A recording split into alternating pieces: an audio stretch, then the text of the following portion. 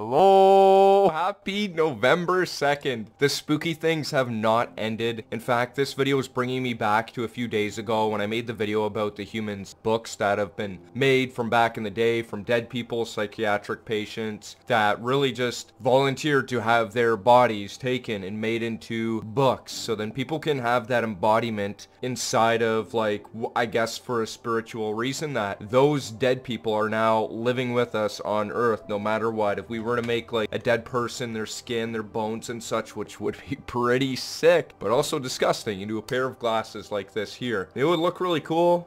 Maybe not matchy like I am today with all the black and the creepy stuff that I like to be with, like sort of goth or whatever. Anyways, yeah, so it's just bringing me back to the other day when I was looking up stuff to do with the human skin books and why people would take these materials and just make them into items so then we can have them forever as like an embodiment, instead of people not knowing what happens in the afterlife and still understanding maybe like we're with God now, whatever that may be, in whatever form or ideology that people have, which may differentiates from different people. How they think and the feel about that is all different. It's a little bit similar but a different idea. Let's be real with ourselves. Today I have a big story about the Catacomb de Cappuccini. I almost said like the catacombs of the cappuccino, although in English it's also called the catacombs of the Capuchins. I hope I say that correctly, like I say in every other stupid video that I make that's disgusting and disturbing, and the dirty stuff doesn't stop today, and it's going to continue for most of December as well, and there's going to be some major videos especially near the end of December. I have Catacombs of the Capuchins, and one of the reasons that I decided to look into this is because TikTok is having a lot of these ideas where people post spooky stories, and then I can just gather a little bit of information from there and really find out if things are real, which most of the time they're really not real on TikTok. You have to go in and find out your own research to see what's going on with these mysteries and the hauntings as a whole,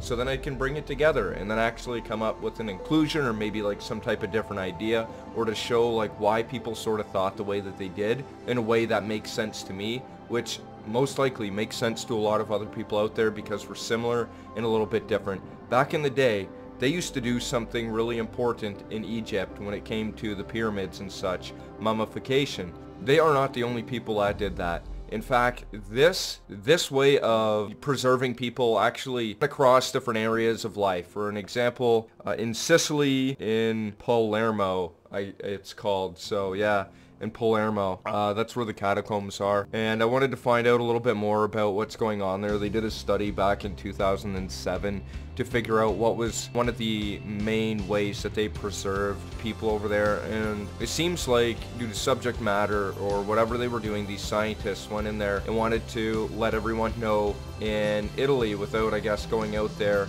and just making it something that would scare them because things are too different, and we know people don't like change too fast, right? So instead of them just saying that death is something that needs to be preserved and stay there forever, it's also the scientists saying and informing people that death is a natural occurrence in life, and the process of the breaking down of people is really what it is. That's what I got out of the article anyways, and you can do research on that yourself. This is just my whole idea and like feeling and vibe about it, and maybe why people are thinking that way about it as well too. So the historical background of it, there's a lot to do with it. It was a monastery and it outgrew itself back in like the 16th century. The monks began to excavate crypts below the monastery itself to make it bigger, so it actually started a little bit earlier than that. In 1599 they mummified one of their number and recently deceased brother, Silvestro of Gubbio, and placed him in the catacombs. And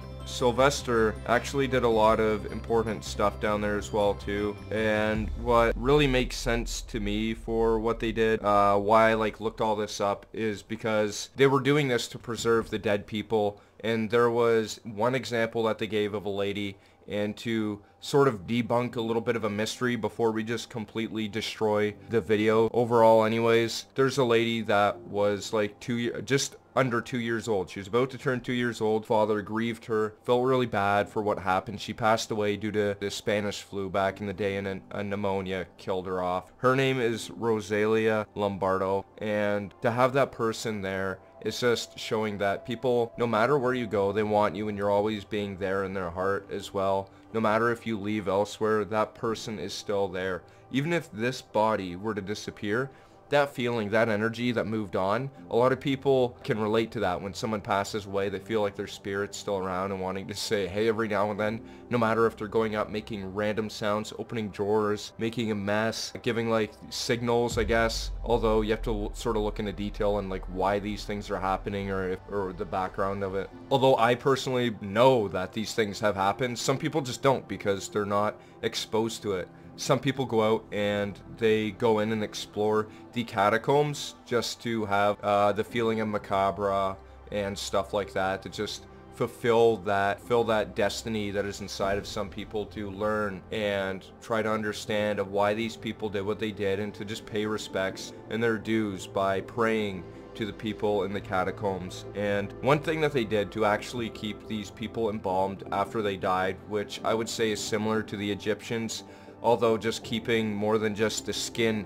intact as a whole, they did it better and more efficient than the Egyptian people when they wrapped them up and stuff, taking the utensils, sticking it up in their brain and like sucking out like all the pieces of brain, putting it in jars and stuff, and which is disgusting, and I should make a video on that one day. Although what the Sicilians did, or the Italians, which you would think that would be some type of old religion idea that would be seen as like sick or disturbing from like nowadays and age, but even it sort of makes sense. Like history repeats itself, and if not more than none, there's someone out there that understands why these people would do what they did. So they did something called a hermetic seal on with the corpses, which is just a type of sealing that makes a given object airtight, so it prevents the passage of air and oxygen and other gases. And then they would put on like nitrogen and a bunch of other materials inside of them as well too, to prevent desiccation.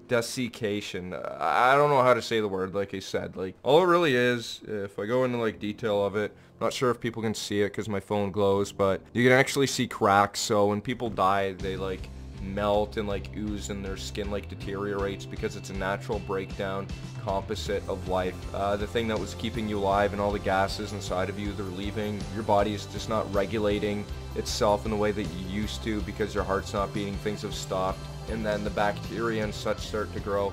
And then they use stuff like formaldehyde and other materials as well to ensure that the person actually didn't like have like gross decomposing stuff going on with their body whatsoever. And I think that's pretty cool that they did stuff like that. And yeah, so all these monks and all the people there, I guess they would have a similar job. And this man called Alfredo Salafia was the one he was an embalmer and taxidermist in the 1900s. In December 1920, he embalmed the little girl Rosalia Lombardo at her father's request. He was just so saddened by it, he needed that to happen. The scientists, just to end real nicely and smoothly, figured out and wanted to let the people know that death is just a natural process of life. Although, who knows, they most likely are keeping some of these aspects of what they believe in and what they do, same as other people. And to say that one way preserving people is sick compared to another, depending on the intentions and what you want with that spirit, is important to note inside of yourself in the feeling that you get out there.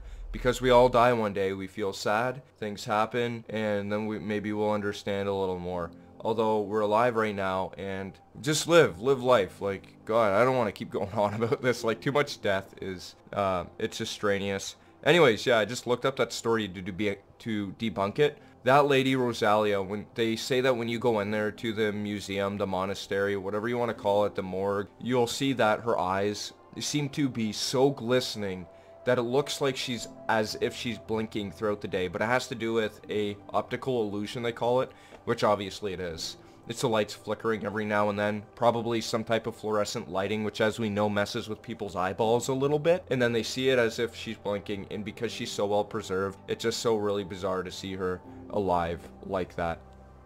Dead. Thank you very much for watching. Leave a like, comment, subscribe, check out my other videos. I have a lot to bring forward to the table for the month of December, and I hope you enjoyed it. Take care. Bye.